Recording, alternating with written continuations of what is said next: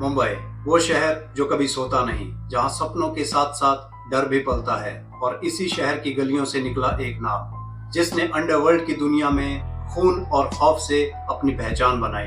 नाम था हुसैन उस्तरा, born as Hussain Sheikh. पर दुनिया उसे जानती थी उस्तरा के नाम से, क्योंकि उसके हाथ में जब उस्तरा चलता था तो जख्म सिर्फ गहरा नहीं होता था, बल्कि दहशत की कहानी बन जाता था। Crime writer S Hussain Zaidi ने अपनी किताब डोंगरी टू दुबई में लिखा है कि उस्तरा नाम एक हिंसक झगड़े से जुड़ा है। उस झगड़े में उसने उस्तरा से अपने विरोधी को कंधे से लेकर कमर तक इतनी लंबी और सटीक कट लगाई कि डॉक्टर उस कट को देखकर हैरान रह गए थे और समझ नहीं पा रहे थे कि ऑपरेशन कैसे किया जाए। हुसैन उस्तरा का बचपन मुंबई की तंग गलियों में बीता। स्ट्रीट फाइट्स, प्रोटेक्शन रैकेट्स, यही उसका स्कूल था। और जल्द ही वो एक कॉन्ट्रैक्ट किलर बन गया। उसकी आंखों में सिर्फ सर्वाइवल नहीं, बल्कि पावर की भूख थी। पर हर राजा के सामने एक चैलेंजर होता है। मुंबई अंडरवर्ल्ड में वो बादशाह दाऊद इब्राहिम था और बागी था हुसैन उस्तरा। उसने कभी दाऊद की अथॉरिटी को एक्सेप्ट नहीं किया, जिसका रिजल्ट था एक ऐसी राइवलरी जिसने पूरे अंडरवर्ल्ड को हिला दिया।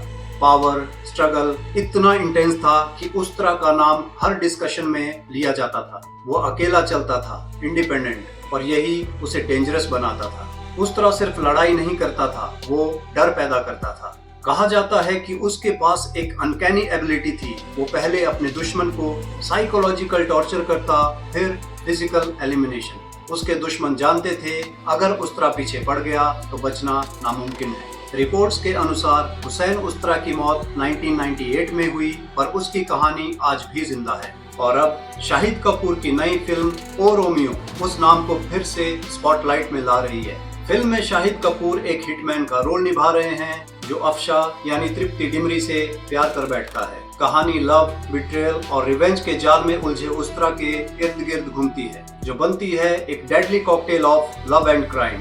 हालांकि फिल्म निर्माताओं का कहना है कि ये फिल्म असली घटनाओं से प्रेरित है, लेकिन पूरी तरह काल्पनिक है। और असली सवाल ये है कि क्या ये फिल्म सिर्फ फिक्शन है या फिर सच में हुसैन उस्तरा की जिंदगी से इंस्पायर्ड है, क्योंकि उसकी बेटी सनोबर शेख ने मेकर्स को लीगल नोटिस भेजा है और 2 करोड़ कॉम्पनसेशन की डिमांड की है। बेटी का कहना है कि ये कहानी उनके पिता की है और बिना कंसेंट के इसे दुनिया के सामने लाना बिट्रेयल है। Whatever the truth may be, एक बात साफ है, मुंबई अंडरवर्ल्ड की हिस्ट्री में हुसैन उस्तरा का नाम हमेशा याद किया जाएगा। A man who lived by the blade, और मरा भी उसी अंडरवर्ल्ड की आग में। 13 फरवरी ओ रोमियो रिलीज होगी और ऑडियंस डिसाइड करेगी क्या ये सिर्फ एक फिल्म है या एक गैंगस्टर की इमॉर्टल कहानी।